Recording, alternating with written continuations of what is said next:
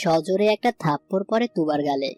তুবা ঘাড় ঘুরিয়ে দেখে থাপ্পড়দাতা আর কেউ নয়, তার সদ্য বিয়ে করা স্বামী মিস্টার নাইম।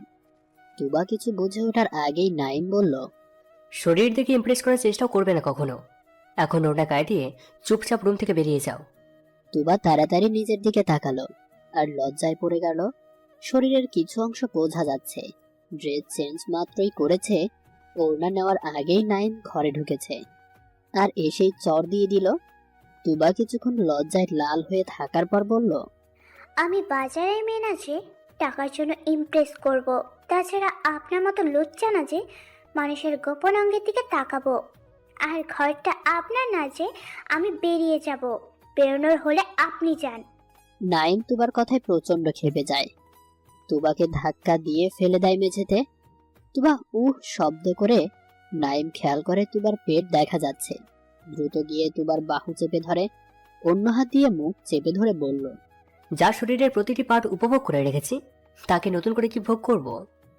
তুবা চোখ বন্ধ করে ফেলে, ঘৃণাতে মুখে শুধু বলল, জানোয়ার একটা।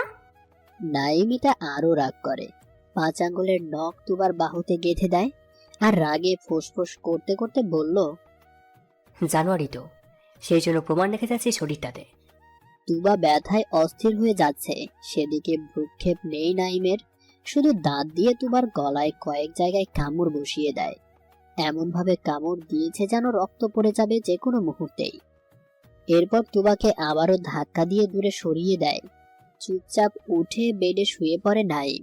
আর তুবা ব্যথার যন্ত্রণাতে সারাটা রাত কাতরাতে থাকে। সারা রাত নাইমকে অমানুষ জানোয়ার বলে গালি দিতে থাকে। তুবার সাথে নাইমের বিয়ে হবার কোনো কথাই ছিল না, তবুও হয়েছে। বিয়ের জন্য সম্পূর্ণভাবে দায়ী নাইম। অথচ এই নাইম কিনা তুবার সাথে রাফ বিহেভিয়ার করছে। তুবা মাত্রই অনার্স সেকেন্ড ইয়ারে উঠেছে। বাবা মা আর বড় বোনের সাথে একসাথে থাকতো। তুবার বাবার ট্রান্সফার হয়ে যাওয়ায় তুবাকে ওর মামার বাসায় রাখতে বাধ্য হয় তুবার আম্মু। 1 মাস থাকার পর হোস্টেল ঠিক করে দেয়। এরপর থেকে তুবা হোস্টেলেই থাকতো। তুবা কখনো ওর মামাতো ভাইকে দেখেনি, কারণ নাইমকে ছোটবেলায় বিদেশে পাঠিয়ে দিয়েছিল তুবার মামি। তুবার সাথে তুবার মামির সম্পর্ক খুব ভালো না হলেও একেবারে খারাপ ছিল না বিধায় তুবার মামাতো বোন নুরার বিয়েতে তুবাকে দাওয়াত দেয়। তুবাও বেড়াতে চলে আসে মামার বাসায়। এটাই ছিল তুবার জীবনের সবচাইতে বড় ভুল। নুরার বিয়েতে তুবা বেশ আনন্দ করলেও আনন্দ মাটি হয়ে যায় নাইমকে দেখে, কারণ বিয়েটা একদম ঘরোয়া ভাবে হওয়ার কথা ছিল। নাইম যে ছুটি পাবে আর চলেও আসবে জানলে তুবা কখনোই আসতো না বিয়েতে। নাইমের রুমে তুবাকে থাকতে দিয়েছিল, কারণ নাইম যে আসবে সেটা কেউ জানতো না। আর নাইম দেশে ফিরে আগেই নিজের রুমে চলে আসে। তখন বিকেল বেলায় তুবা বেঘোরে ঘুমোচ্ছে। স্কার্টটা হাঁটু পর্যন্ত উঠে গেছে আর টপসটা দিয়ে পেট দেখা যাচ্ছে। নাইমের অবাক লাগে, ও রুমে একটা মেয়ে কিভাবে আসলো এটা ভেবে। নাইমের কান টেনে ধরে নুরা আর বলে, তুই বড় হয়ে গেছিস, কিন্তু কখন কি করতে হয় সেটা জানিস না। সরি আপু, আমি বুঝতে পারিনি। এখন তো বুঝছিস, তাও কেন ওর দিক থেকে চোখ সরাচ্ছিস না? নাইম চোখ ঘুরিয়ে নিয়ে আস্তে করে দরজা লাগিয়ে দেয় আর বোনকে জিজ্ঞেস করে, কেউ আমার ঘরে কিসের জন্য? ছোট ফুপির ছোট মেয়ে, মা দাওয়াত দিয়েছে তাই এসেছে। ওরে ওঠা আর নিচের ঘরে পাঠিয়ে দাও। ঠিক আছে, তুই আপাতত আমার ঘরে যা। নাইম চলে আসলেও তুবার চেহারাটা বারবার নাইমের চোখে ভাসছে। কেন জানি মনে হচ্ছে অনেক দিনের পরিচয়, কিন্তু কিছুতেই মনে করতে পারছে না। নাইমের ফোনের স্ক্রিনে প্রিয়তমার নাম্বার ভেসে ওঠে। নাইম তুবার চিন্তা দূর করে প্রেমিকার সাথে কথা বলতে ব্যস্ত হয়ে পড়ে। সন্ধ্যায় নুরা ঘরে ঢুকে। তুবা তখনও ঘুমে। নুরা তুবার মাথায় টোকা দেয়। তুবা উঠে বসে। নুরা তখন বলে, ঘুমানোর সময় স্কার্ট পরে ঘুমাস কেন? আর গায়ে চাদর টেনে ঘুমালে তোর প্রবলেম কি? কেন আপু, কি হয়েছে? আহ্লাদি গলায় তুবা জিজ্ঞেস করে। কি আবার হবে? নাইম এসেছিল। তুবা চমকে উঠে। নাইম তো আসার কথা ছিল না, তাহলে হঠাৎ আসলো কেন? তাড়াতাড়ি ওড়না টেনে নিয়ে নিজেকে ঢেকে ফেলে আর নুরাকে বলে, আপু, আমি তাহলে হোস্টেলে চলে যাই, আমার এখানে থাকতে ভয় করবে। নাইম কি বাঘ নাকি ভাল্লুক? আশ্চর্য তো। তুই নিচের ঘরে থাকবি 2 দিন। তুবা মাথা নাড়ায় আর উঠে পড়ে। সবকিছু ঠিকঠাক করে গুছিয়ে নেয়, তাড়াতাড়ি করে নিচে রুমে চলে আসে। রাত 8টার দিকে মনে পড়ে গোসলের কাপড়গুলো বারান্দায় শুকাতে দেওয়া ছিল, ওগুলোতে আনতে ভুলে গেছে তুবা। তাড়াতাড়ি করে কাপড় আনতে চলে যায়। দরজাতে যেই নক করে ঢুকতে হয় সেটা ভুলে গেছে। দরজা খুলে অবাক হয়ে দাঁড়িয়ে যায় তুবা। নাইম শুধুমাত্র হাফ প্যান্ট পরে কানে ইয়ারফোন লাগিয়ে নাচছে। তুবা নাইমের এমন অবস্থা দেখে পিছু ফিরে চলে আসার সময় নাইম জিজ্ঞেস করে, কি আপু, কিছু বলবে? হঠাৎ নাইম পেছনের দিকে ঘুরে দেখে তুবা দাঁড়িয়ে। নাইমকে দেখে তুবা দৌড়ে নিচে নেমে যায় আর হাঁপাতে হাঁপাতে নুরার সামনে গিয়ে বলে, আপু, সর্বনাশ হয়ে গেছে। আমার কাপড়গুলো তো ভাইয়ার ঘরের বারান্দায়। আরে ধুর, ওগুলো আমি তোর ঘরে দিয়ে আসলাম না। সব দিছো, কিন্তু একটা ছোট কাপড় পরে গেছে মনে হয়। কি বলিস? ঠিক আছে, চল আমার সাথে, নিয়ে আসতে হবে। নাইম ঘরে শুয়ে আছে তখন নুরা ঢুকে বলে, অলওয়েজ শুয়েই থাকবি নাকি বাইরে কিছুক্ষণ করে হলেও বেড়াবি? তোমাদের শহর কি ঘোরার মতো শহর? হ্যাঁ, বাইরে থাকতে থাকতে দেশ তো ভালো লাগবেই না। বাইরে পাঠিয়েছিলে কিসের জন্য? এখন মেনে নিতেই হবে। এই তো বা, বারান্দায় আমার কিছু জিনিস আছে, নিয়ে আয় তো। বলে তুবাকে ডাক দেয় নুরা। তুবা সংকোচ করে ঘরে ঢুকলেও তাড়াহুড়ো করে বারান্দায় গিয়ে কাপড় নিয়ে নুরার সামনে আসে। নুরাকে তখন নাইম বলে, ও আচ্ছা, ও তাহলে মেইড। নুরা চোখ দুটো বড় করে নাইমের দিকে তাকালো। ততক্ষণে তুবা বেরিয়ে গেছে। তুবার খুব খারাপ হয়ে যায়। কেউ কখনো ওকে মেড বলবেও ও ভাবতে পারেনি। নুরা নাইমকে ধমক দিয়ে বলল, ওকে তুই মেইড বললি কেন? আমি ভালো করে জানি ওর কাপড় ছিল ওগুলো। ন্যাকামি করে তোমাকে কেন ডাকতে হবে? আমি কি ওকে খেয়ে ছেড়ে দেবো নাকি? বড় বোনের সামনে কি যাতা বলছিস? আশ্চর্য তো, আমরা এই সুযোগে যদি সামান্য কথাকে ফান হিসেবে দেখতে না পারি তো আধুনিক হয়ে লাভ কি হলো? আধুনিকতার নামে নোংরামি বন্ধ কর নাইম। বিদেশে সবকিছু ওপেন, তাই দেশে এসে স্বভাব চেঞ্জ করি কিভাবে বলো? নুরা ভালো করেই জানে নাইমের সাথে তর্ক করা বৃথা, তাই চলে আসে তুবার ঘরে। এসে দেখে তুবা মুখ চেপে কান্না করছে। নুরা তুবার মাথায় হাত দেওয়ার সাথে সাথে ভয়ে কুঁকড়ে যায় তুবা। নুরাকে দেখে শান্ত হয়। নুরা তুবাকে বলল, তুই কি পাগল নাকি? ও তোর সাথে ফাজলামো করেছে। আপু, আমি কাল সকালে চলে যাব। ওনাকে আমার খুব ভয় করে। কেন? তুবা চুপ হয়ে যায়, পরে বলল, উনি বিদেশি, বিদেশিদের আমার ভয় লাগে। উফ, তোরা সবগুলি ঢঙ্গি। আমাকে তো ভয় পাইয়ে দিয়েছিলে। কাল বিয়ে শেষ হবার পর চলে যাস, ওকে? তাই হবে। কিরে তুবা, তুই কোথায় যাবি বলছিস? তুবার মামি হঠাৎ রুমে ঢোকে।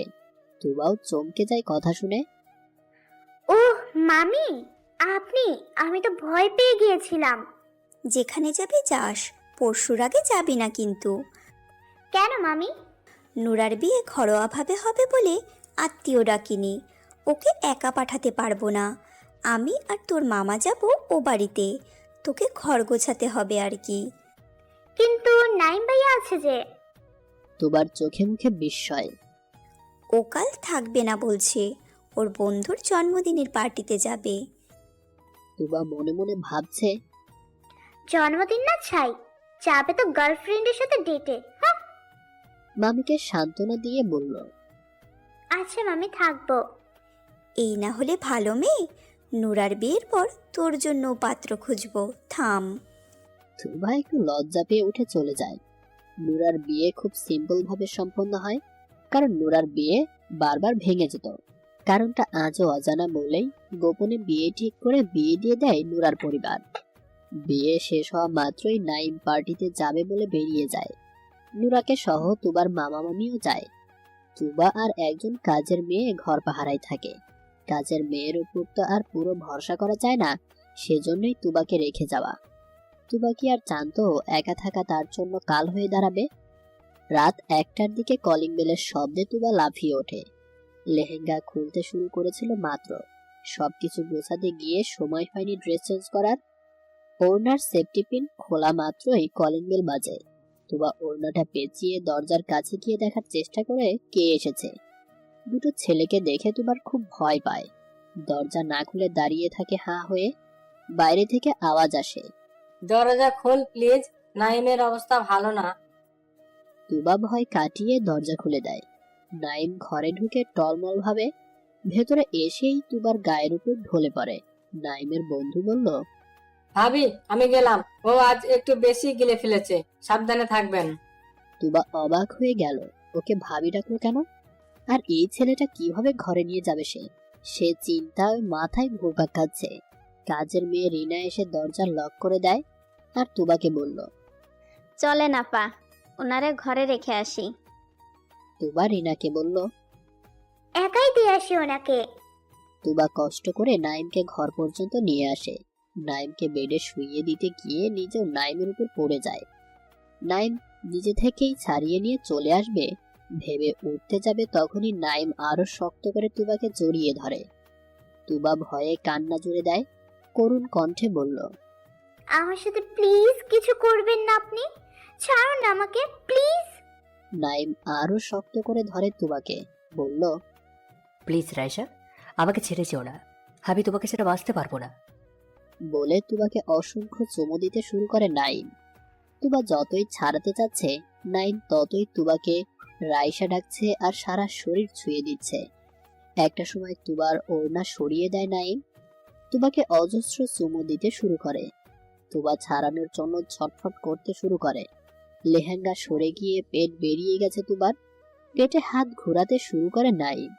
তুবা নিচে বাঁচার জন্য নাইমের হাতে কামড় দেয়। নাইম হাত আলগা করলে তুবা ছুটে চলে আসে, তবে ভাগ্য ভালো না থাকায় নাইম আবার ধরে ফেলে। তুবার চিৎকার শুনে রিনা ছুটে আসলেও রিনাকে ধাক্কা দিয়ে ফেলে দেয় নাইম। এত জোরে ধাক্কা দেয় যে রিনা পড়ে গিয়ে মাথায় আঘাত পায় প্রচন্ড। সেন্সও হারিয়ে ফেলে রিনা। তুবা ভয়ে কাঁদছে। নাইম যে এত হিংস্র হয়ে যাবে বুঝতে পারেনি সে। নেশা করে এসে যা ইচ্ছে তাই করছে, কিছুতেই সরাতে পারছে না তুবা। তুবাকে আবার নাইম বেডে ফেলে দিয়ে নিজেও তুবার উপর লাফ দেয়। তুবা ব্যথায় মা বলে চিৎকার করে। নাইম জোর করে সারা রাত নিজের পুরুষত্ব খাটায় তুবার উপরে। এত অত্যাচার সহ্য করতে না পেরে অজ্ঞান হয়ে যায় তুবা। বেলা 10টায় নাইমের ঘুম ভাঙে। নিজেকে তুবার সাথে অন্তরঙ্গ অবস্থায় দেখে মাথায় যেন আকাশ ভেঙে পড়ে। তুবাকে সব ড্রেস ঠিক করে পরিয়ে দেয়, নিজেও ট্রাউজার পরে নেয়। তুবাকে কয়েকবার ডাকার পরও সেন্স ফিরে পায় না তুবা। নাইম পাশে থাকা গ্লাস থেকে তুবার চোখে মুখে পানি ছিটা দেয়। তারপরেও না ওঠায় নাইম খুব চিন্তায় পড়ে যায়। গালে আস্তে করে থাপ্পড় দিতে শুরু করে। নিজের উপর নিজের রাগ লাগছে, কিভাবে এমন নিচু কাজ সে করতে পারলো। তুবার কিছুক্ষণ পর সেন্স ফিরে আসে। নিজেকে নাইমের কোলে দেখতে পেয়ে নাইমকে ধাক্কা দিয়ে উঠে যেতে গিয়ে দুর্বলতার জন্য পড়ে যায়। খাটের কোনায় হালকা আঘাত পায় আবারও। নাইম তাড়াতাড়ি তুবার মাথা চেপে ধরে বলল, বেশি লাগেনি তো? তুবার ঘৃণা হচ্ছে খুব। নাইমের গালে থাপ্পড় দিয়ে বসে, চেঁচিয়ে বলল, জানোয়ার কুত্তা, ছাড় আমাকে। নাইমের ইগোতে খুব লাগে। তুবার মুখ চেপে ধরে বলল, তোর মতো মেয়েদের সাথে এমনই হওয়া উচিত। যা করেছি বেশ করেছি। তুবা নাইমের থেকে নিজেকে ছাড়িয়ে নিতে চাইলেই নাইম আরো শক্ত করে ধরে তুবাকে আর বলল, রাতে নয় মাতাল ছিলাম, কিছু মনে নেই। এখন আরেকবার হয়ে যাক তাহলে। তোর মাকে সব বলে দিব তুই কত জানোয়ার হয়ে গেছিস। লোকে ঠিকই বলেছিল তুই বিদেশে গিয়ে নারীখোর হয়ে গিয়েছিস। নাইম তুবার মুখ আরো বেশি করে চেপে ধরে বলল, আমার নামে বাজে কথা বলাটাকে, তুই নিজে যে শোভনের সাথে প্রেম শুরু করেছিস সেটাকে কি বেশ্যাগিরি হিসেবে দেখবো? শোভন আমার প্রেমিক না, ফ্রেন্ড ছিল। কথাটা শেষ না হবার আগেই নাইম থাপ্পড় দেয় তুবাকে। বেডের সাথে চেপে ধরে বলল, একজনের স্ত্রী হয়ে আরেকজনের সঙ্গে রাত কাটাতে তোর খারাপ লাগে না? আমার বেডে শুয়ে তোর খারাপ লাগছে তাই না? তুবা বুঝতে পারছে না নাইম কি বলছে, তাই জিজ্ঞাসুক ভাবে বলল, আমি কারো স্ত্রী না, আমার নামে যা শুনেছেন সব মিথ্যা অপবাদ। নাইম তুবার চুলের মুঠি ধরে বলল, যদি প্রমাণ করতে পারি তোকে সেদিনই খুন করব। এদিকে নাইমের ফোনে বারবার রিংটোন বাজছে। নাইমের আম্মু বারবার ফোন দিচ্ছে। নাইম ইচ্ছে করেই ধরছে না এতক্ষণ। নাইম ভালো করেই জানে রিনা সব বলে দিয়েছে, সেজন্যই বারবার ফোন আসছে। নাইম ফোন অফ করে দেয়। তুবা আস্তে করে উঠে দাঁড়ায়, নাইম উপরে গিয়ে তুবাকে পেছন থেকে জাপটে ধরে পেটে খামচিয়ে দেয় আর বলল, রাতটা তো সারা জীবনের স্মৃতি, আজ ওটা মনে করে তুই কাঁদবি আজীবন। হিংস্র পশু আপনি। আগেও ঘৃণা করতাম, এখন থেকে আরো বেশি ঘৃণা করব। তুবা ব্যথায় হাঁটতে পারছে না, তবুও টলমল ভাবে নিচের ঘরে নেমে আসে, বেডের উপর বসে কাঁদতে শুরু করে। কেন আমাকে এই বাসায় রেখে গেলে মা? এই পশুর সাথে কাটানো মুহূর্তগুলো কিছুতেই ভুলতে পারছি না। কিভাবে বেঁচে থাকবো আমি? হঠাৎ মনে হয় মরে যাওয়াই ভালো হবে ভেবেই একটা ওড়না দিয়ে ফ্যানের সাথে ফাঁস তৈরি করে তুবা। তুবার গালে জোরে থাপ্পড় দেয় নাইম, এরপর বুকে জড়িয়ে ধরে বলে, তোর মাথা ঠিক আছে? কি করতে যাচ্ছিলি তুই? তোর কিছু হয়ে গেলে আমার কি হবে ভেবে দেখেছিস? তুবা নাইমকে সরিয়ে দেয় আর চিৎকার করে বলল, নরপশুর খাদ্য হবার চেয়ে নিজেকে শেষ করে দেওয়া ভালো। নাইম খুব শান্ত গলায় বলল, দেখো, যা হবার হয়ে গেছে। তখন আমি মাতাল ছিলাম, না বুঝে করে ফেলেছি। এর জন্য তোমার ক্ষতি কেন করবে? তোমার মা বাবার কি হবে ভেবে দেখেছো? তুবা অন্যদিকে তাকিয়ে চুপ করে বসে পড়ে। নাহিম বুঝতে পারছে তুবার সাথে অন্যায় করেছে সে। এমনটা সে করতে চায়নি, যদি না বন্ধুরা ওয়াইনের বোতলে উত্তেজক ট্যাবলেটটা না মিশিয়ে দিত। ট্যাবলেট মেশানোর কথা আগে জানলে কখনোই ওয়াইন খেত না সে। আফসোস করতে করতে তুবার হাত ধরে নাইম, মাথা নিচু করে বলল, বিয়ে করা মাই, তবু সুইসাইড করো না। কখনো না, করার হলে তখনই করতাম। নাইম বুঝতে পারে তুবা সব ভুলে গেছে। নাইম তুবার চোখে চোখ রেখে বলে, তখন হয়নি, এখন হবে। আজ তোমাকে বিয়ে করব। আমার তোমাকে অপছন্দ না। বিয়ে করলে তুমি সুখেই থাকবে। আর যদি মনে হয় আমার সাথে থাকবে না, সেপারেশন নেবে, আপত্তি নেই, দিয়ে দেবো। তুবা বলল, একটা ধর্ষককে বিয়ে কখনোই করব না। দেখো তুবা, এই ঘটনা রিনা জানে, ও 5 গান করবে। তুমি তো জানোই মেয়েরা রেডিও, যা হয় তার ডবল গুজব ছড়ায়। সমাজ এত বাজে, আবার প্রবলেম হবে না, হবে তোমার। কটু কথা শুনতে শুনতে তুমি বেঁচে থেকেও মৃত্যু হয়ে যাবে। সেজন্যই মরে যাওয়াই ভালো। মৃত্যু কখনো সমাধান হতে পারে না। যদি তাই হতো তো আত্মহত্যা মহাপাপ হতো না। তুবা উঠে দাঁড়ায়, দৌড়ে রুম থেকে চলে যেতে চায়। তখন নাইম দৌড়ে গিয়ে তুবাকে আটকায় আর বলল, ভালোভাবে বিয়ের প্রস্তাব দিলাম, না শুনে কাজটা ভালো করলে না। এর শাস্তি তুমি পাবে। জোর করে বিয়ে করবো তোমাকে। তুবা জোর করে বলে। আমার লাশকে বিয়ে করিয়েন। নাইম তুবাকে আবারও থাপ্পড় দেয় আর বলে, মরার কথা তুই বলবি না। তোকে মরতে হলে আমার হাতেই মরতে হবে। নাইমের আম্মু মিসেস রেবেকা বেগম তখনই তুবার ঘরে এসে উপস্থিত হয়। নাইমের উদ্দেশ্য বলল, তোকে জন্ম দিয়ে ভুল করেছি? আম্মু, এটা আমাদের দুজনের বিষয়, তুমি না করিও না প্লিজ। বাড়িটা এখনো তোর বাবার। আমার স্বামীর বাড়িতে বাড়াবাড়ি কিছু হবে আর আমি চুপ করে বসে থাকবো? তো থাকো তোমার বাসায়, তোমাকে নিয়ে অন্য জায়গায় থাকবো। আপনার সাথে কোথাও যাব না। ছাড়ুন আমাকে আপনি। তুবা আবার রেগে কথাটা বলল। নাইম ওর আম্মুর সামনেই তুবাকে বুকের মাঝে চেপে ধরে ফিসফিসিয়ে বলল, বেশি বাড়াবাড়ি করো না, নইলে কাল রাতে সিসিটিভি ফুটেজ বের করবো। গোটা দুনিয়া দেখার আগে তোমার বাপ মা দেখবে। তুবা চোখ দুটো নিচের দিকে তাকিয়ে বলল, ছি! নাইম তুবার হাত ধরে বাইরে নিয়ে যেতে চাইলেই তুবার মামি তুবাকে বলল, বাইরে যাস না, তোরা বস, তোদের বিয়ের ব্যবস্থা বাড়িতেই করছি। তুবা প্রথমে না চাইলেও বিয়ে করতে বাধ্য হয়। এত কিছুর পর বাসর রাতে ঢুকে নাইমের থাপ্পড় খেয়ে তুবার ঘৃণা আরো বেড়ে যায়। বিয়ের পরদিন ঘুম থেকে উঠে কোনো রকম শাওয়ার নিয়ে বেরিয়ে আসে তুবা। নাইম তখনও ঘুমে আছে দেখে দরজা খুলে বাইরে বের হয়। বিয়ের পর নতুন বউয়ের ভেজা চুল, গলায় আদরের চিহ্ন, এ যেন সোনাই সোহাগা। নুরা এসেই তুবাকে বলল। তুবা হঠাৎ গলায় ওড়না দিয়ে ঢেকে দেয় আর মনে মনে ভাবছে, এটা ভালোবাসার চিহ্ন নাকি অত্যাচারের চিহ্ন, তা যদি বুঝতে। মুখে কিছু না বলে মুখ মলিন করে দাঁড়িয়ে থাকে। অতঃপর বলল, আমি হোস্টেলে ফিরে যেতে চাই, প্লিজ আটকাবেন না আপু। তুই এবারের বউ হতে আগে থেকে চাইতিস, আর আজ যখন তোর উদ্দেশ্য সার্থক তখন তুই চলে যেতে চাইছিস। তুবার মামা কথাটা বলল। তুবা মাথা নিচু করে বলল, তখন আপনার ছেলে আমাকে ভালোবাসতো, আমিও তাকে পছন্দ করতাম, কিন্তু এখন তাকে ঘৃণা করি। আর যাকে ঘৃণা করি তার সাথে ঘর করা যায় না, তাও যদি চরিত্র ঠিক থাকতো। কথাটা বলার সাথে সাথে তুবার চুলের মুঠি ধরে নাইম। ঘুম থেকে উঠে এসেই তুবার চুল ধরে টেনে নিয়ে ঘরে যায়। তুবা ব্যথায় কোকিয়ে ওঠে, তবুও পাষাণের মন গলে না। বেডের উপর ধাক্কা দিয়ে ফেলে দেয়। দরজা বন্ধ করে তুবার হাত ঘুরিয়ে ব্যথা দেয় তুবাকে। তুবা এক হাতের নখ দিয়ে নাইমের গালে আঁচড় দিয়ে বলল, ছোট লোক কোথাকার, লাগছে আমার, ছাড় বলছি। নাইম তুবার মুখ চেপে ধরে বলল, একদম চিল্লাবি না, গলা টিপে মেরে ফেলবো। তোর সাহসে কিভাবে আমার আব্বুর সামনে আমার চরিত্র নিয়ে কথা বলিস? তোর চরিত্র ঠিক আছে তো? আমি কোনো পাপ করিনি। তাহলে শোভনের সাথে তোর খোলামেলা ভিডিও কোত্থেকে আসলো? একদম মিথ্যা অপবাদ দিবেন না, আল্লাহর গজব পড়বে। ধ্বংস হয়ে গেছি শুধু তোকে ভালোবেসে। আর কি চাস তুই?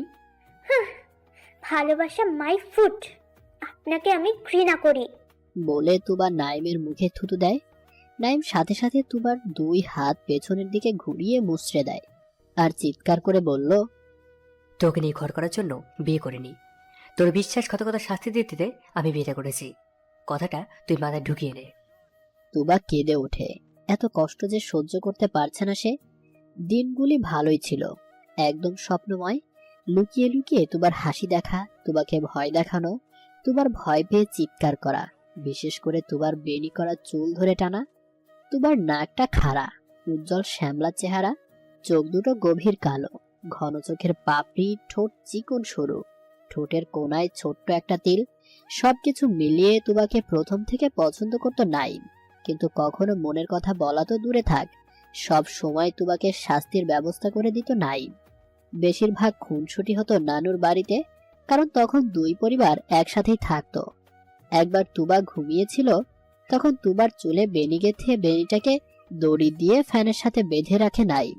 তুবা ঘুমিয়ে আছে দেখে তুবার মুখে দূর থেকে জোর করে পানি মারে। তুবা লাফিয়ে ওঠে ঘুম থেকে। উপরে চুল বাঁধা আছে, খেয়াল করেনি। প্রচন্ড ব্যথা পায় মাথায়। নাইম তুবার কান্না দেখে পালিয়ে যায়। তখন মেয়েটার চুলে কয়েকদিন পর্যন্ত ব্যথা ছিল। নাইম অবশ্য এই জন্য অনেকগুলো মারও খেয়েছিল ওর মায়ের কাছে। ফাজিল হবে তাই বলে এমন দুষ্টমি কিনে মানা যায়? কথাগুলো ভেবে তুবা মুচকি হাসে। এরকম ফাজিলের সাথে তার বিয়ে হবে কখনোই ভাবেনি সে। হ্যাঁ, ফাজিল না শয়তান হয়ে গেছে। আগেকার অন্যায়গুলো মেনে নেওয়া যায়, কিন্তু এখনকার অন্যায়গুলোর ক্ষমা হয় না। ছাদের এক কোণে ওয়াইনের বোতল হাতে দাঁড়িয়ে আছে নাইম। কয়েক ঢোক গিলে ফেলেছে। নেশা করতে হবে যে, নইলে বউ পেটাবে কিভাবে? আগে থেকে খারাপ পথে পা বাড়িয়েছিল, আর এখন পুরোপুরি খারাপ হয়ে গেছে। খারাপ হওয়ার পেছনে যথেষ্ট কারণ আছে, যদিও বা ভুল বোঝাবুঝি। তুবাকে ছোট থেকেই ভালোবাসতো নাইম। জ্বালাতন করতে করতে কখন যে প্রেমে পড়ে গিয়েছিল নিজেও বুঝতে পারেনি। অথচ আজ ভালোবাসার মানুষকে বউ হিসেবে পেয়েও তাকে কিনা অত্যাচার করতে হচ্ছে।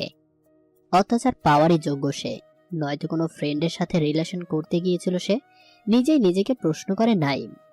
আর কত মদ গিলবি? নাইমের বাবার ডাকে নাইম পিছে ঘুরে তাকায়, কিছু না বলে নিজ কাজে মন দেয় আবার। নাইমের আব্বু নোমান ইসলাম আবার বললেন, যা করে চলছিস ভালো হচ্ছে না, কিন্তু এভাবে জীবন চলতে পারে না। তুই ওই মেয়েকে ডিভোর্স দিয়ে নতুন করে বিয়ে কর।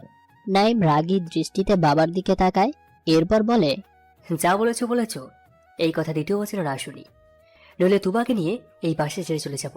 নোমান সাহেব এই ভয়টাই পাচ্ছিলেন। না, ছেলেকে আর খেপানো যাবে না, একটা মাত্র ছেলে তার। তাই শান্ত ভঙ্গিতে বললেন, তাহলে বোমাকে নিয়ে ঘুরে আয়। তোর নেক্সট 4 তারিখে কুয়েতে যাবার কথা। জাহাজও ভ্রমণ হয়ে যাবে, সাথে তোদের হানিমুনও। বাবা এসব কথা বলতে লজ্জা লাগে না? আর হ্যাঁ, তুবাকে নিয়ে যাবো নেক্সট বার। তুবাকে একা রেখে কখনোই যাব না। আর কথাটা মাথায় ঢুকিয়ে নাও। নোমান সাহেব আর কথা না বাড়িয়ে সিঁড়ি বেয়ে নিচে নামা শুরু করে। একটা মাত্র ছেলে, অথচ বাবাকে সম্মান পর্যন্ত করে না। নিচে নেমে তুবাকে ডাকে। তুবা ঘর থেকে বেরিয়ে আসলে নোমান সাহেব বললেন, তোর বাসায় সবকিছু জানিয়েছি, ওরা আসলে যা সিদ্ধান্ত নিবে তাই হবে। উপর থেকে নাইম চিৎকার করে বলল, আমার স্ত্রীর সিদ্ধান্ত আমি নেব। অন্য কেউ মাথা কামালে মাথা আলাদা করে দেবো। নাইমের আম্মু রেহেনা খাতুন বললেন, তোর কি মাথা খারাপ হয়ে গেছে? এত খারাপ ব্যবহার করছিস কেন তুই? হ্যাঁ, হয়ে গেছে। সেটা শান্ত হবে ওরে খুন করার পর। তবে খুন করব ধীরে ধীরে, একদিনে না। তুবার দিকে হাত দেখিয়ে বলল নাইম। যা খুশি কর, চিল্লাচিল্লি করিস না নাইম। আমরাও সমাজে বাস করি, সমাজের মানুষ আমাদের খারাপ বলবে। মায়ের কথায় কথা না বাড়িয়ে নাইম হন হন করে ঘরে ঢুকে যায়। তুবাকে ওর মামি বলল, সারাদিন কিছুই খাসনি, এইভাবে কয়দিন না খেয়ে থাকবি? তুবা মামির দিকে তাকিয়ে বলল, খাবার ইচ্ছে নেই। বলে নিচের রুমে গিয়ে শুয়ে থাকে। তুবা পাশ ঘুরতেই দেখলো নাইম দাঁড়িয়ে আছে। তুবা তাড়াতাড়ি উঠে বসে, ভয় পেয়ে গেছে এক প্রকার। নাইম এসেই তুবার চুলগুলো টান দিয়ে ধরে তুবার মাথাটা নিজের কাছে নিয়ে আসে আর বলে, না খেয়ে মরতে দেবো না তোকে। খাইয়ে দাইয়ে সময় মতো সারা জীবন কষ্ট দিয়ে মারবো তোকে। খাবো না আমি, ছাড়ুন আমাকে, লাগছে আমার। তুবা মুখ ফাঁকা করে। কথা বলার সময় মুখের মাঝে স্যান্ডউইচ ঢুকিয়ে দিয়ে মুখ চেপে ধরে বলল। কথা না বলে তাড়াতাড়ি গেল। তুবা অনেক কষ্টে মুখের খাবার শেষ করে। শেষ হওয়া মাত্র তুবাকে ডাইনিং এ টেনে নিয়ে আসে। জোর করে চেয়ারে বসিয়ে নিজেও তুবার পাশে বসে। ডিম পোস্ট পরোটা তুবার মুখে ঢুকিয়ে দেয়। তুবাও অশান্তির হাত থেকে বাঁচতে সব খেয়ে নেয়। খাওয়া শেষ হতেই নাইম উঠে যায়। তুবা চেয়ারে বসে বসে কাঁদতে শুরু করে। একদিন তুবার খুব শখ হয়েছিল রান্না করার। ভুলবশত তুবার হাত পুড়ে গিয়েছিল। সাথে সাথে নাইম তুবার হাত মুখে নিয়ে চুমু দিয়েছিল, যেন তুবার চেয়ে নাইমকেই বেশি লেগেছিল। অথচ আজ সেই নাইম মারতেও দ্বিধা করে না। পুরনো অতীত মনে করে তুবার কান্নার পরিমাণ বেড়ে যায়। এভাবে প্রতিদিন ধুকে ধুকে মরার কি দরকার? একেবারে মরে যাওয়াই তো ভালো। হঠাৎ তুবা ওর খোলা পিঠে ঠান্ডা হাতের স্পর্শ পেল।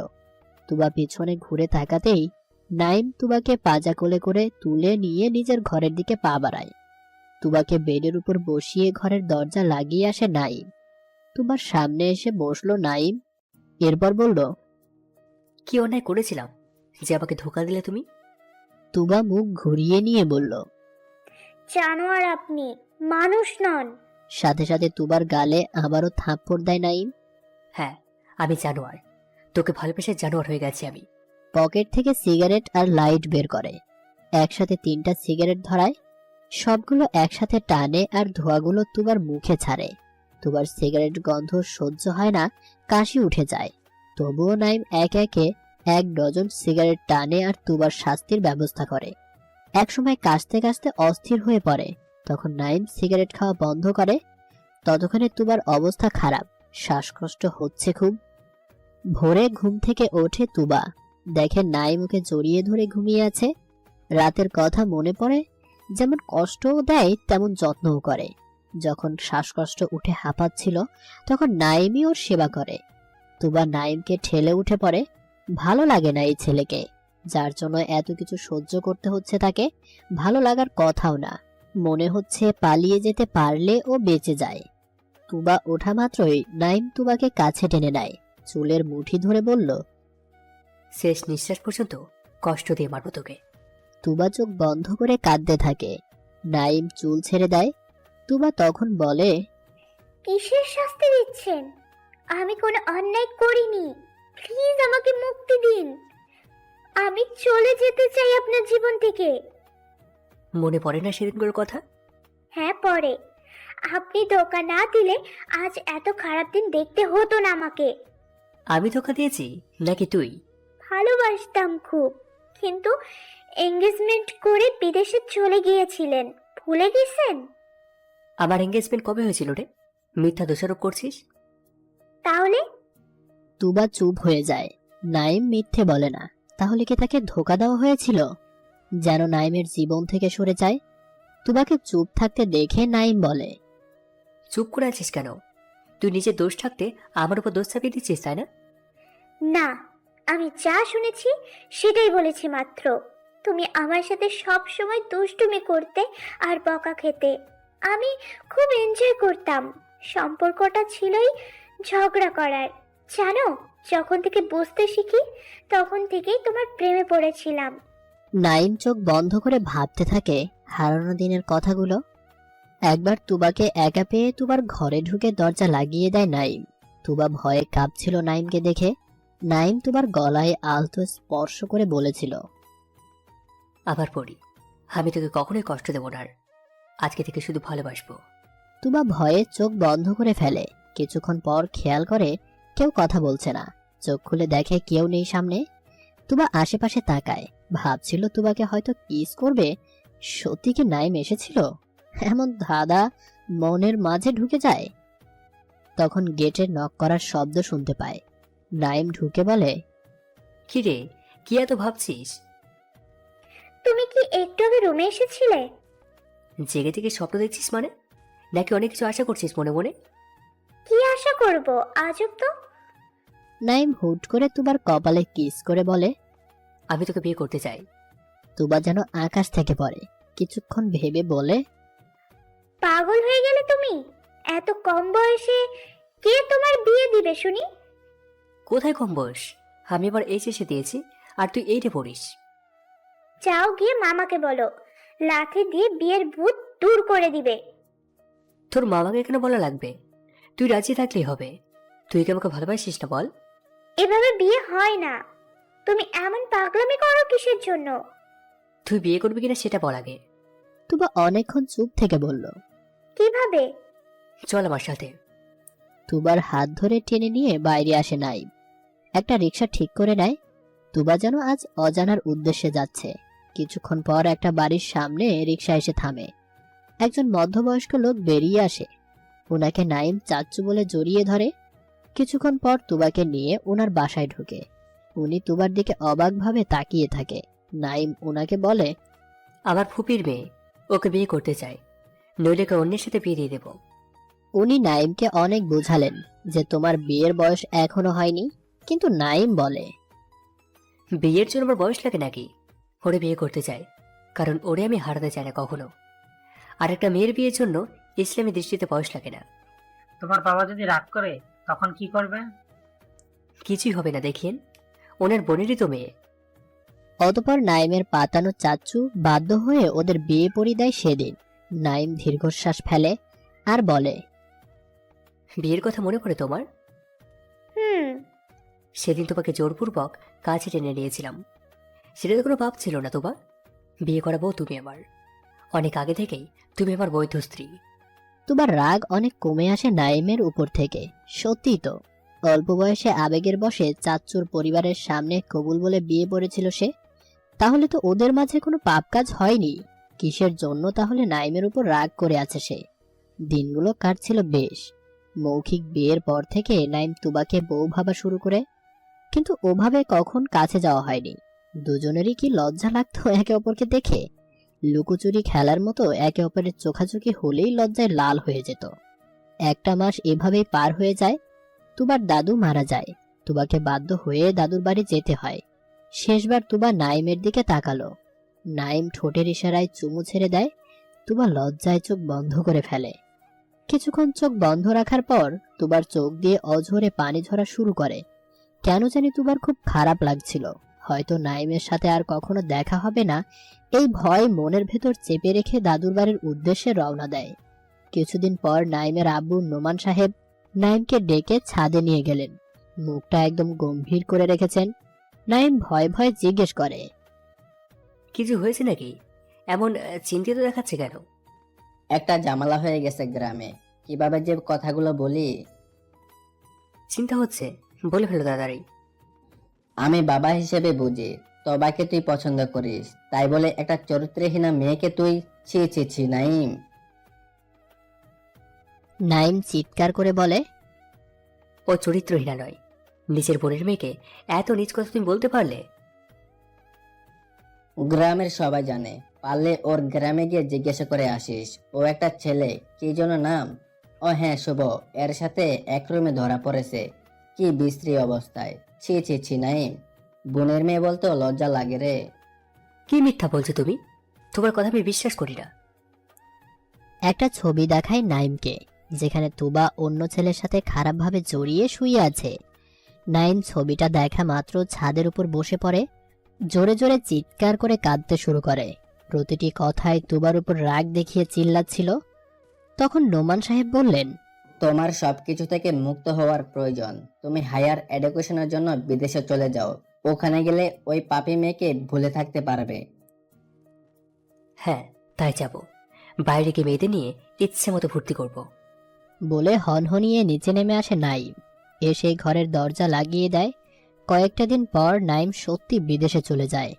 তুবার উপর শত রাগ বুকে চেপে নাইম আবার তুবার গলা চেপে ধরে, জোর করে বলে, কেন তুই শোভনের পিছনে গিয়েছিলি?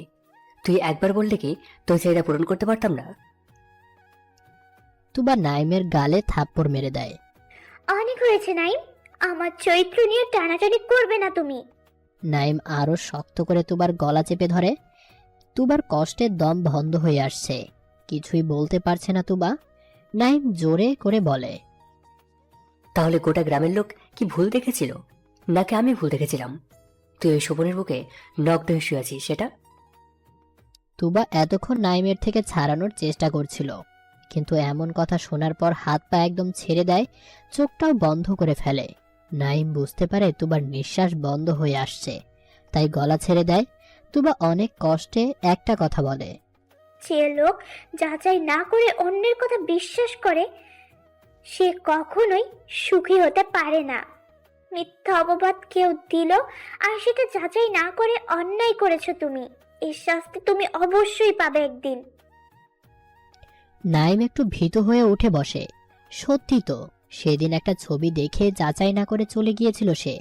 তাহলে কি তুবা সম্পূর্ণ নির্দোষ, নাকি নিজের দোষ ঢাকতে এমন কথা বলছে সে?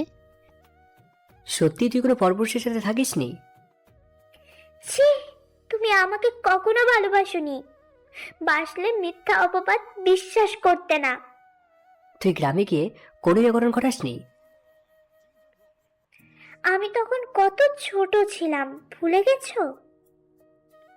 ওই বয়সেই যদি অঘটন ঘটাই তাহলে এতদিন থেকে দেখছো আমাকে, এই বয়সেও নিশ্চয়ই খারাপ কাজ করে বেড়াই। তাহলে আমাকে যা বলা হয়েছিল সব কি মিথ্যা ছিল? কে বলেছে? নাইম বলতে গিয়েও বলল না, আগে বাবার সাথে কথা বলা দরকার। আচ্ছা আপু, তুমি কি আমাকে ডিভোর্স দিতে পারবে? নাইমের কথা শুনে নোমান সাহেবের মাথায় রক্ত উঠে যায়। প্রচুর পরিমাণে রেগে গিয়ে বলল, তুই আমার একটা মাত্র ছেলে বলে যা মুখে আসবে তাই বলবি নাকি? আর একটাও বাজে কথা বলবি না তুই আমাকে। তুমি যদি আমাকে না ছেড়ে যেতে পারো তাহলে তোমাকে ডিভোর্স দিতে বলো কোন সাহসে? তোবার মতো মেয়েকে এবারের বউ হিসেবে কখনো মানবো না আমি। তাই বুঝি তোমার উপর মিথ্যা অপবাদ আরোপ করছিল তখন? হ্যাঁ করেছিলাম। একটা অবৈধ মেয়েকে ছেলের বউ করা যায় না নাইম। নিজের বোনের মেয়েকে অবৈধ বলতে লজ্জা লাগে না তোমার?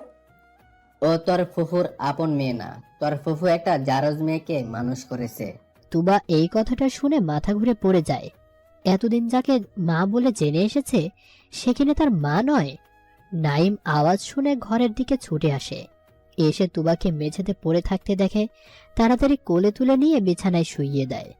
কথাটা নিজেও হজম করতে পারছে না, কিন্তু কিভাবে সম্ভব এসব? কিছু না ভেবে পেয়ে তুবাকে জ্ঞান ফেরানোর চেষ্টা করতে থাকে নাইম। হাজার হোক, মেয়েটাকে একসময় খুব ভালোবাসতো, এখনো হয়তো ভালোবাসে। নইলে তুবার উপর যতই অত্যাচার করুক না কেন, তুবাকে কষ্ট দিয়ে নিজেই কষ্ট পায় কেন? কিছুক্ষণ পর তুবার জ্ঞান ফিরে আসে, উঠে বসে নাইমের হাত ধরে বলল, সত্যিই কি আমি জারজ? মামা এভাবে বলতে পারলো? যা হোক, তুমি আমার সাথে যাবে। কোথায়? যদি বলি জাহার নামে তাহলে তুমি যাবে। আচ্ছা যাব, কিন্তু এই বাসার যখনই লোকেদের সঙ্গে থাকার কোনো প্রয়োজন নেই। যাদের মিথ্যে কথায় আমি আমার বিবাহিত স্ত্রীকে ছেড়ে চলে গিয়েছিলাম, অন্তত তাদের সাথে থাকার কোনো আমার দরকার নেই। আমি আর সহ্য করতে পারছি না, আমাকে মেরে ফেলুন, আমি আর বাঁচতে চাই না, চাই না বাঁচতে। নাইম তুবার কান্না থামানোর জন্য অনেক চেষ্টা করার পর আদর করতে শুরু করে। এতটা আদর যে তুবা কিছুটা সময় নাইমের ভালোবাসার ছোঁয়াতে হারিয়ে যায়। তুবা কিছুক্ষণ পর খেয়াল করে নাইমের বুকে মাথা দিয়ে শুয়ে আছে সে। নাইমের উপর সব রাগ ঝরে পড়ে। এই প্রথম ভালোবেসে নাইম ওকে কাছে টেনে নিয়েছিল। ভালোবাসার মানুষ যদি কাছে ডাকে, তার ডাকে সাড়া না দিয়ে কি থাকা যায়? মুখে একটু মুচকি হাসির ছোঁয়া। নাইম তুবার মুখে আলতো পরশ দিয়ে বলল, এখন তোমাকে বেশ সুন্দরী লাগছে। তুবার চোখ নামিয়ে নেয়। নাইমকে যে সেও ভালোবাসে। দীর্ঘদিন অপেক্ষার পর নাইম ওর কাছে ধরা দিয়েছে, কিন্তু ধরে রাখতে পারবে তো? পরক্ষণেই মনটা খারাপ হয়ে যায়, বিষণ্ণতার ছাপ চোখে মুখে ফুটে ওঠে। নাইম তুবাকে জিজ্ঞেস করে, হঠাৎ আবার কি হলো তোমার? আমি কার মেয়ে নাইম? ভুলে যাও, তুমি আমার স্ত্রী। আর কোনো পরিচয় লাগবে তোমার? যদি লাগে তাহলে তুমি তুবা, এটাই তোমার পরিচয়। তবুও নাইম তুবার মুখে হাত দেয়, আর কথা বাড়িও না, ইশারায় বুঝিয়ে দেয়। ছোটবেলার দুষ্টুমিগুলো মন কেড়ে নিত, একটা পিচ্চি মেয়ের মুখের হাসি হৃদয় জুড়িয়ে দিত। মেয়েটা আজ বড় হয়ে গেছে, তার মায়াবী চোখের দিকে তাকিয়ে হারিয়ে যেতে ইচ্ছে হয়, কিন্তু ও অপরাধী জানার পর শুধু ওকে কষ্ট দিয়ে মারতে ইচ্ছে হতো। আর যখন জানতে পারি প্রিয়তমার সম্পূর্ণ নির্দোষ, তখন প্রিয়তমার প্রতি ভালোবাসা বেড়ে যায়। এটাই হয়তো মানুষের মন, ক্ষণে ক্ষণে বদলে যায়। হঠাৎ তুবার হাতের ছোঁয়ায় নাইমের খেয়াল ফিরে আসে। কি সব ভাবছিল ভেবে মুচকি হাসে। তুবাকে বলল, রেডি হয়ে নাও, এই বাসাতে আজই তোমার শেষ দিন। তুমি তাদের একমাত্র সন্তান, যাওয়াটা কি ঠিক হবে? হ্যাঁ, কারণ বাবা মিথ্যাবাদী। যদি তোমার বাবার বলা কথাগুলো সত্য হতো, তাহলে কি আমায় মেনে নিতে? নাইম রাগে তুবার গলা চেপে ধরে আর বলে, এরকম হলে তোমাকে মেরেই ফেলতাম। তুবার গলাটা ছেড়ে দেয়। তুবাকে রেডি হতে বলে নাইম ঘর থেকে বেরিয়ে আসে। মাকে ছেড়ে চলে যেতে পারবি? নাইমের মায়ের কথায় নাইম পিছু ফিরে যায়। যেতে তো হবেই। তুই যে তুবাকে এত ভালোবাসতিস, আগে বলিসনি কেন? বললে কি করতে? বাবার থেকে এক ধাপ এগিয়ে গিয়ে কি তুবাকে মেরেই ফেলতে? বিয়ে তো করিয়ে দিতে পারতাম। তুবাকে কি এখন আমি বিয়ে করেছি, নাকি 5 বছর আগে বিয়ে করেছি? বাবা সে বিয়ের কথা জানার পর তুবাকে আমার জীবন থেকে সরিয়ে দেওয়ার চেষ্টা করেছে, আর সম্পূর্ণ ব্যাপার তোমার কাছ থেকে চেপে রেখেছে। নইলে তোমরা তুবাকে আপুর বিয়েতে দাওয়াত দিতে না, তোমার সাথে দেখা হতো না, আর বিয়ে তো দূরেই ছিল। কিছুক্ষণ অবাক হয়ে কথা শুনে নাইমের আম্মু পরক্ষণেই বলে, তাহলে যাওয়ার আগে আমাকেও নিয়ে যাস। আগে ওকে নিয়ে যাই, তুমি যাওয়ার হলে পরে যেও। এখন প্লিজ মন খারাপ করো না। তুবাকে নিয়ে ঘর থেকে বেরিয়ে আসে নাইম গন্তব্য বন্ধুর বাসায়। সবকিছু ঠিকঠাক করে তুবাকে নিয়ে বাইরে চলে যাবে। গাড়ি থেকে নামার সময় তুবার নাম ধরে কেউ ডাকে। তুবা পেছনে ফিরে তাকাতে দেখে শোভন। তুবা এড়িয়ে যাওয়ার চেষ্টা করলে নাইম জিজ্ঞেস করে, উনি কে? তুবা ভয়ে ভয়ে বলে। ক্লাসমেট। ততক্ষণে ছেলেটা কাছে চলে আসে, এসে নাইমের উদ্দেশ্যে বলে, আপনাকে ঠিক চিনলাম না, কে আপনি? নাইম ভ্রু কুঁচকে বলে, আপনি তুবাকে কিভাবে চেনেন? আরে আমি শোভন, ওর বয়ফ্রেন্ড। ওর বাসায় তো আমাদের বিয়ের কথা পাকা করে রেখেছি। নাইম তুবার দিকে তাকালো। তুবা ভয়ে চুপসে গেছে। নাইম তুবার গালে জোরে করে থাপ্পড় দেয়। তুবার দু চোখ দিয়ে জল গড়িয়ে পড়ে। মাথা নিচু করে অঝরে কাঁদছে মেয়েটা। এতটা অবিশ্বাস নিয়ে কি ঘর করা যায়? তুবাকে আবারও নিজের বাসায় এনে ইচ্ছে মতো আঘাত করে নাইম। কারণ একটাই, ছবিতে দেখা শোভন আর এই শোভন পুরোপুরি দেখতে একই রকম। তুবা যতবার কিছুই জানে না বলছে, ততবারই নাইম তুবাকে চর থাপ্পড় এমনকি ঘুষি পর্যন্ত মেরেছে। মারের চোটে মেয়েটা অজ্ঞান হয়ে পড়েছিল এতক্ষণ। জ্ঞান ফিরে আসা মাত্র কিছুক্ষণ আগের ঘটনা নিয়ে কাঁদতে শুরু করে তুবা। বাইরে প্রচুর বৃষ্টি হচ্ছে, সাথে বজ্রপাত। কিন্তু এই বৃষ্টি তুবার হৃদয় ছুঁচ্ছে না। বজ্রপাতের শব্দেও ভয় লাগছে না, শুধু বুকের মাঝে হাহাকার বয়ে চলেছে। কিভাবে একটা মানুষ এত নির্দয়ভাবে মারতে পারে? অনেকটা কষ্ট করে তুবা উঠে দাঁড়ায়। আয়নার সামনে নিজেকে একবার দেখে নেয়। গালে থাপ্পড় দেওয়ার জন্য রক্ত জমাট বেঁধে গেছে। নাকের নিচে রক্ত জমে আছে, হাতে কালশিটে পড়েছে কালো হয়ে। গলাতে কামড়ে দেওয়ার দাগ, গায়ের রং পর্যন্ত বিবর্ণ হয়ে গেছে। এভাবে কি একটা মানুষ বাঁচতে পারে? কষ্ট করে বাথরুমে গিয়ে শাওয়ার ছেড়ে দেয়। গায়ে পানি পড়াতে জ্বলছে শরীরটা। তারপরও গোসল সেরে দিয়ে ফ্রেশ হয়ে বেরিয়ে আসে। জায়নামাজ বিছিয়ে নামাজ শেষ করে কোরআন শরীফ পড়ে একটু। কিছুক্ষণ পড়ার পর নিজেকে আর ধরে রাখতে পারে না। কান্নার জল গড়িয়ে পড়ছে। স্বামীর অবিশ্বাস নিয়ে কিভাবে সে ঘর করবে? কিছুক্ষণের মাঝে নাইম ঘরে ঢুকেই তুবাকে মুখ খারাপ করে গালি দিয়ে বলে, তোর মতো কখনো নামাজ হবে না, পবিত্র কোরআন শরীফ তোর হাতেও রাখা যাবে না। বলে তুবার সামনে থেকে কেড়ে নেয় নাইম। তুবা শুধু একবার বলল, আমি সজ্ঞানে কখনো পাপ করিনি নাইম। তাহলে কি অজ্ঞান হয়ে শোভনের বিছানায় গিয়েছিলি? আম্মু শুধু শোভনের সাথে বিয়ে ঠিক করে রেখেছিল, কিন্তু বিশ্বাস করো আমি ওকে মোটেও পছন্দ করতাম না। তাহলে ওর বিছানায় গিয়েছিলি কেন? নাইম প্লিজ বিশ্বাস করো আমাকে। তোকে বিশ্বাস করা আর পতিতা যদি বলে সে নিষ্পাপ, তাহলে একই কথা হবে। তুবা শুধু উচ্চারণ করে। ছি, অন্যদিকে তাকিয়ে মুখ ঘুরিয়ে নেয় তুবা। ঘৃণা হচ্ছে তার, খুব ঘৃণা হচ্ছে নিজেকে, ঘৃণা হচ্ছে নাইমকে, যে কিনা অন্যের কথা বেশি বিশ্বাস করে। তুবা উঠে দাঁড়ায়, ঘর থেকে বেরিয়ে যেতে লাগলে নাইম পায়ে পাড়া দেয়। এতে তুবা পা পিছলে পড়ে যায়, মাথাটা কেটে গিয়ে ব্লাড বের হতে শুরু করে। নাইম তুবাকে ওভাবে ফেলে রেখে বেরিয়ে যায়। আবার নিচে নেমে দেখে ফুপু দাঁড়িয়ে আছে, দেখেও না দেখার ভান করে বেরিয়ে যায় বাসা থেকে। তুবার আম্মু তুবাকে নিয়ে হসপিটালে আসে। মেয়েটা নিজের না হলেও বড্ড আদরের। এই বাসাতে এসে মেয়েটাকে এত নির্যাতন সহ্য করতে হচ্ছে দেখে মায়ের চোখে জল গড়িয়ে পড়ে। 24 ঘন্টা পর তুবার জ্ঞান ফিরে আসে, মাথায় 5টা সেলাই পড়েছে, অনেকটাই কেটে গিয়েছিল। এতক্ষণ ঘুমের ঔষধ দিয়ে ঘুম পাড়িয়ে রাখা হয়েছিল, নইলে কাটা জায়গাগুলোতে অনেক পেইন হতো। জ্ঞান ফিরে মায়ের হাত বুকে জড়িয়ে কান্না করছে মেয়েটা। তুবার আম্মু তুবার মাথায় হাত রেখে বলল, নাইম যতই খারাপ হোক তুমি ওর সংসারেই থেকো, তুমি ওকে সহ্য করে নিও, কারণ ও তোমার স্বামী। তুমি যদি ওকে ছেড়ে যেতেও চাও তাহলে সমাজ তোমাকে খারাপ বলবে। মেয়েরা স্বামীর ঘরে ঢুকে বউ হয়ে আর বের হয় লাশ হয়ে। যদিও তুমি অনেক ভালো একটা মেয়ে, তবুও কপালে দোষ পড়লে তোমাকে নিয়ে বাজে কথা বলতে খারাপ মানুষদের বাঁধবে না। সমাজ কি বললো সেটাই দেখবে আম্মু, আমার সুখটাও কি দেখবে না? নাইম, ও ওর ভুল বুঝতে পারবে, দেখো, তখন তুমি অনেক সুখী হবে।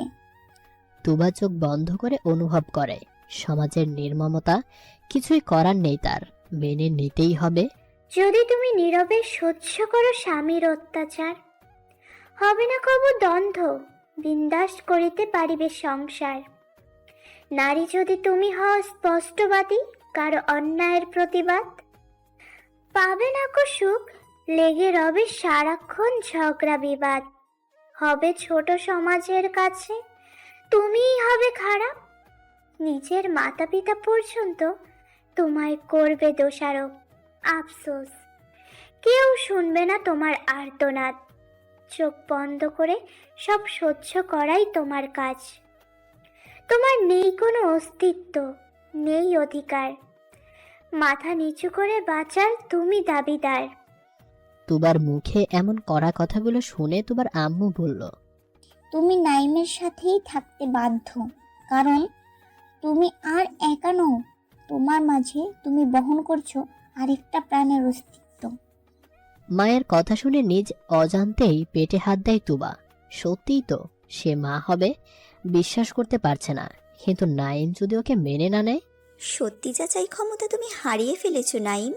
আজ তোমাকে কিছু কথা বলি যেগুলো কেউ কখনো জানে না। নাইমের আম্মু নাইমের উদ্দেশ্যে কথাগুলো বলে।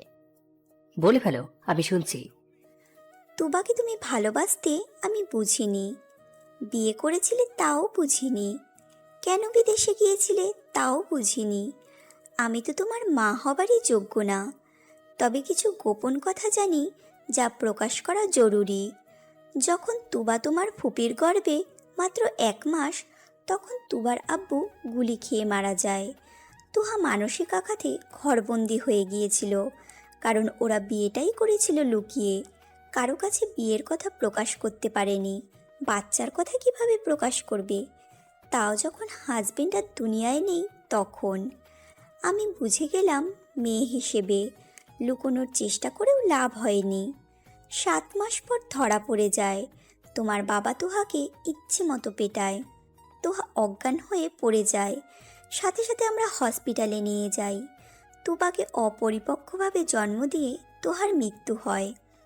তুবা তোমার ফুপিরই মেয়ে, তবে বড় ফুপি নয়, ছোট ফুপির মেয়ে। যে ছোট ফুপিকে তুমি চেনোই না। তুবাকে তোমার বড় ফুপি নিজের মেয়ের মতোই লালন পালন করেছে, কখনো মায়ের অভাব বুঝতে দেয়নি। তবে তোমার বাবা কখনো তুবাকে মেনে নিতে পারেনি। তার ধারণা তুবার জন্যই নিজ বোনকে হত্যা করেছে সে। তুমি এসব কি বলছো? একজন ভাই কিভাবে তার বোনকে হত্যা করেছে? ঠিক যেভাবে তুমি তুবাকে পিটিয়েছ সেভাবেই। তুবা মরলে মরে যাক, অন্তত তুবার পেটের বাচ্চাকে তো আর কেউ জারজ বলবে না। নাইম যেমন অবাক হয়ে যায় তেমন খুশিও হয়। হাজার হোক সে বাবা হতে চলেছে, তবুও মাকে জিজ্ঞেস করে, তুবা এখন কেমন আছে? ওকে তুই যেভাবে মেরেছিস তাতে ওর যেমন থাকার কথা ও তেমনই আছে। ও যেমন অন্যায় করেছে ওর শাস্তিও দিয়েছে আম্মু। হেতোকে বড় করে দেখার মতো কি হয়েছে? একবারও কি যাচাই করেছিলিস? সত্যিটা কি জানার চেষ্টা করেছিলি? সত্য কি বলো? তুবাকে তোমার বাবা অবৈধ মেয়ে ভাবে, তাই উনি কখনো চায়নি তুবা তোমার বউ হোক। যখন তোমার চাচ্চু বিয়ের কথা তোমার বাবাকে বলে, তখনই তোমার বাবা তুবাকে সরানোর চেষ্টা করে, যার ফলে তুবাকে এই মৃত্যু যন্ত্রণা ভোগ করতে হচ্ছে। তুবাকে ঘুমের ওষুধ দেওয়া হয়। তুবা ঘুমিয়ে পড়লে ওর ঘরে একটা ছেলেকে ঢুকিয়ে দেয়, কিছু ছবি তোলে, আর মেয়েটাকে বানায় চরিত্রহীনা। শুধুমাত্র তোমার চোখে, অন্য কেউ এই ঘটনা জানে না। বিনিময়ে শোভন নামে ছেলেটার সাথে তুবার বিয়ে ঠিক করে রাখে তোমার বাবা, কারণ ঘটনার জানাজানি হয়ে গেলে সম্মান চলে যেত ওনার। তাই চুপিচাপে ঘটনা ধামাচাপা দেন উনি। তুবার বাবা মা নিজেদের সম্মান রক্ষার্থে বিয়েতে রাজি হয়ে যায়। বিয়েও ঠিক করে তুবার অনার্স শেষ করার পর, কারণ তুবা তখন অনেক ছোট ছিল। অত ছোট মেয়েকে বিয়ে দিলে কেস হয়ে যেত তখন। তুবা ওইসব ঘটনার কিছুই জানতো না, তোমার বাবাই বলতে নিষেধ করে দিয়েছিল। তুবাকে বেশি খাটালে সব সত্যি বেরিয়ে যেত কিনা সেটার ভয়ে। বিয়ে ঠিক করার কথা তুবা জানতো না। তুবার ঘুম ভাঙলে ওকে বলা হলো, তুমি লুসি নামের মেয়ের সাথে এঙ্গেজমেন্ট করেছো। এতেই ওর মনের মধ্যে তোমার জন্য ঘৃণা তৈরি হয়, সব কিছু ভুলে যাওয়ার চেষ্টা করে। তুমিও ভুল বুঝে বিদেশে চলে গেলে, আর সে ভুল বুঝে এই বাসাতেই কখনো এলো না, গ্রামেই পড়াশুনো শেষ করে, সাথে তোমাকেও কখনো দেখেনি। এটা ভেবে মনে মনে সান্ত্বনা দেয় নিজেকে। গ্রামে এইচএসসি দিয়ে ভর্তির পরীক্ষাতে কপাল দোষে এই ভার্সিটিতেই চান্স পেল। ভর্তি হলো ঠিকই, কিন্তু এখানে আসতো না আর। তানহা মানে তোর বড় ফুপি মাঝে মাঝে আসতো বেড়াতে, আমিও মাঝে মধ্যে যেতাম ওদের বাসায়, নুরাকে নিয়ে যেতাম। কথা হতো, সখ্যতাও করে নুরার সাথে। একটা বছর ভালোভাবেই পার হয়ে গেল। হঠাৎ ওর বাবা মানে খালুর ট্রান্সফারের জন্য ওকে কিছুদিন আমাদের বাসায় এনে রাখি। ও যত তাড়াতাড়ি সম্ভব হোস্টেল ঠিক করে ওখানে চলে যায়। বুঝতাম না কেন গিয়েছিল, এখন বুঝি। তোর স্মৃতি ভুলে থাকার জন্য চলে গিয়েছিল। হঠাৎ নুরার বিয়ে, তোর আগমন, তুবাকে তুই জোর করে বিয়ে করলি, আর আজ এই দিন দেখতে হচ্ছে। খুব ভালো করেছিস নাইম, তোর ভুলের জন্য আজ মেয়েটা মরতে বসেছে। একটা দীর্ঘশ্বাস ছাড়ে নাইমের আম্মু। এতগুলো সত্য নাইম হজম করতে পারবে না। নাইমের দুচোখ বেয়ে জল গড়িয়ে পড়ছে। এতটা পাষাণ সে কিভাবে হতে পারলো? তুবা ওকে কি কখনো ক্ষমা করতে পারবে? এক বুক শঙ্কা বুকের মাঝে নিয়ে তুবার কাছে রওনা হলো নাইম। বাইরে প্রচন্ড রোদের তাপ, চোখ যেন ঝলসিয়ে যায়। এত রোদের ভিতর একা দাঁড়িয়ে আছে নাইম।